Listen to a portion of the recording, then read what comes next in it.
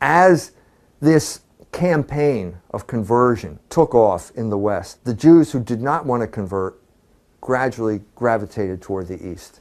And at this point, it was Poland that became what they called the Paradisus Judaeorum, the paradise of the Jews, beginning in around the 13th century, which was about when the campaign started to kick off, the conversion campaign. And so the Jews gradually migrated there. Gradually, they were given rights, and in a sense, this was the beginning of the problem. They were given special status, and that status allowed them, they exploited that status through their main weapon was usury. And basically everywhere the Jew went, he alienated the local population until the reaction came, and that was the Chmielnicki pogroms of 1648.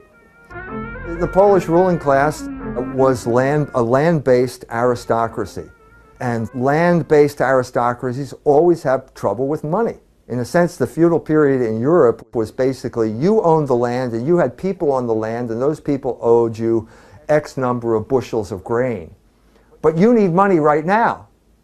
So how are you going to transfer those long-term prospects into short-term cash? Well, that's where the Jew came in terms of lending money. So this is basically how they took control of the Polish aristocracy, by lending money. They did the same thing in England.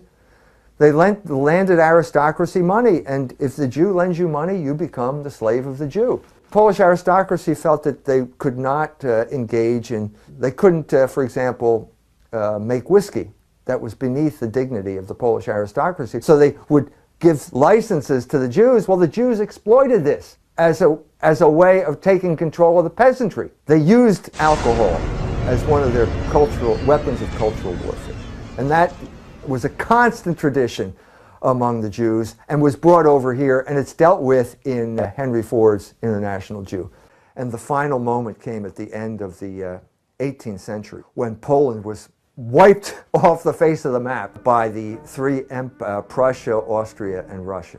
This meant that all of those Jews in the Paradisus Judaeorum, where they had all of these rights in Poland, were now suddenly found themselves on the western border of Russia, in a country that did not believe in equal rights for anyone. It was totally anti-enlightenment. It was a throwback to another era. And so as a result, the Jews were unhappy. I mean, very unhappy. And you see to this day this ancestral hatred of Russia among the Jews. And it began with this group of people now isolated.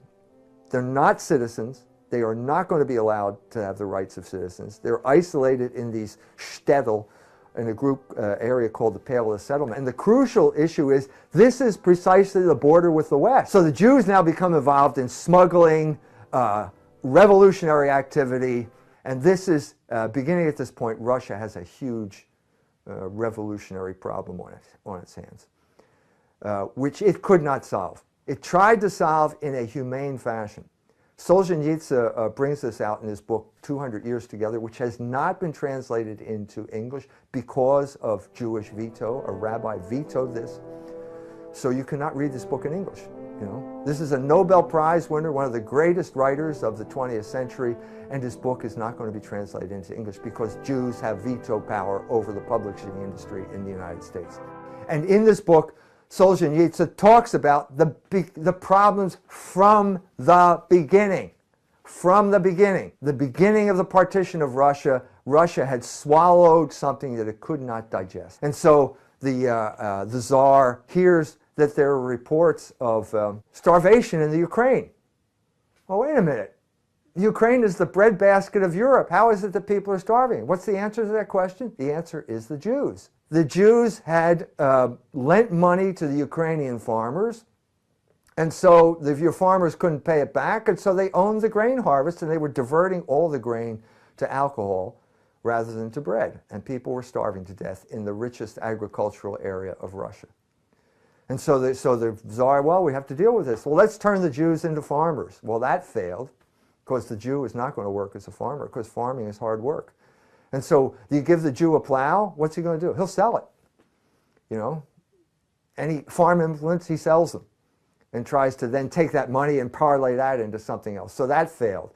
And so as a result, you have this increasing revolutionary ferment in the Pale of the Settlement that leads to the assassination of the Tsar in 1881. I've been in St. Petersburg where he fell on the ground. They built this elaborate Russian Orthodox church, the Church of the Sacred Blood.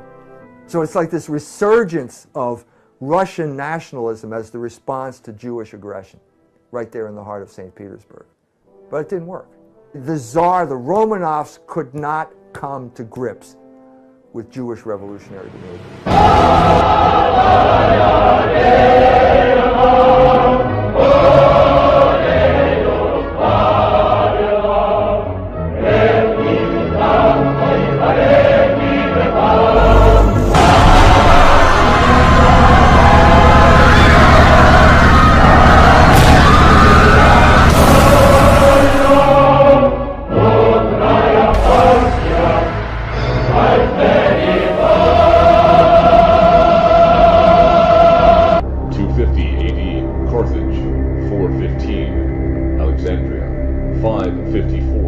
Diocese of Clement, France, 561. Diocese of Ussé, France, 612. Visigoth, Spain, 642. Visigoth Empire, 855. Italy, 876.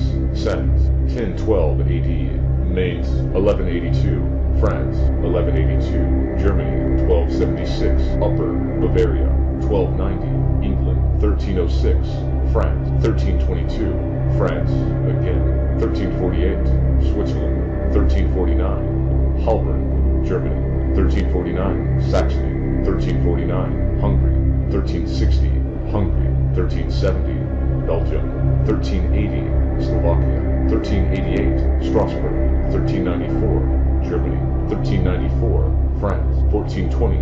Lyons, 1421. Austria, 1424. Freiburg, 1424.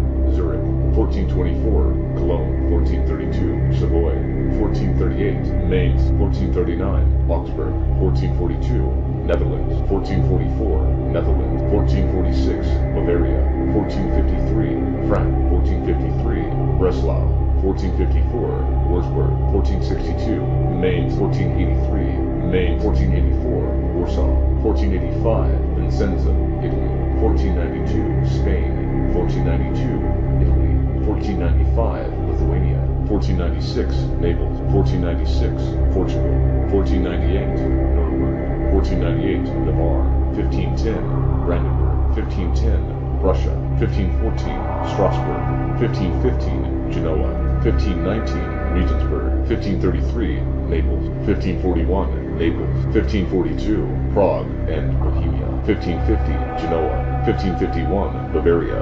1555, Pesaro, 1557, Prague, 1559, Austria, 1561, Prague, 1567, Wurzburg, 1569, Papal States, 1571, Brandenburg, 1582, Netherlands, 1582, Hungary, 1593, Brandenburg, Austria, 1597, Cremona, Pavia, and Lodi, 1614, Frankfurt, 1615, Worm, 1619, Kiev, 1648, Ukraine, 1648, Poland, 1649, Hamburg, 1654, Little Russia, 1656, Lithuania, 1669, Oran, North Africa, 1669, Vienna, 1670, Vienna, 1712, Sandomir, 1727, Russia, 1738, Württemberg, 1740, Little Russia, 1744, Prague, Bohemia, 1744, Slovakia, 1744, Livonia, 1745, Moravia,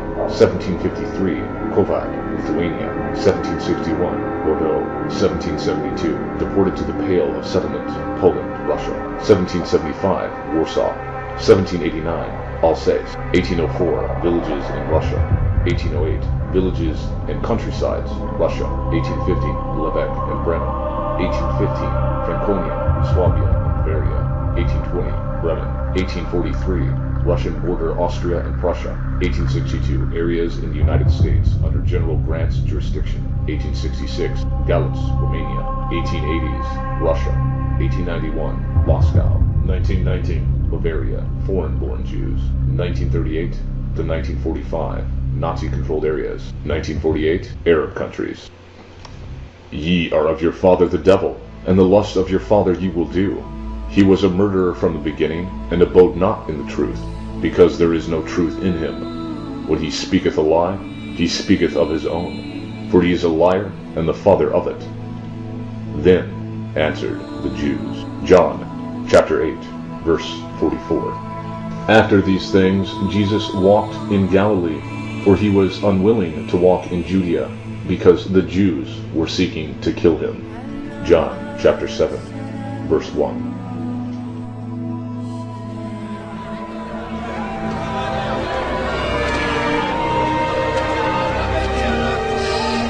There in the temple he found people selling cattle, sheep, and pigeons, and also the money changers sitting at their tables.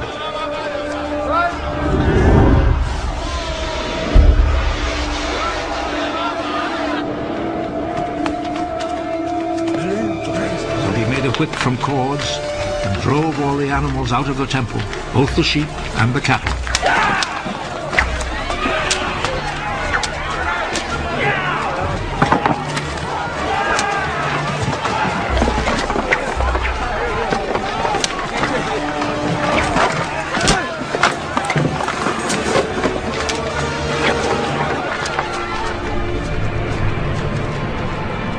He overturned the tables of the money changers and scattered their coins.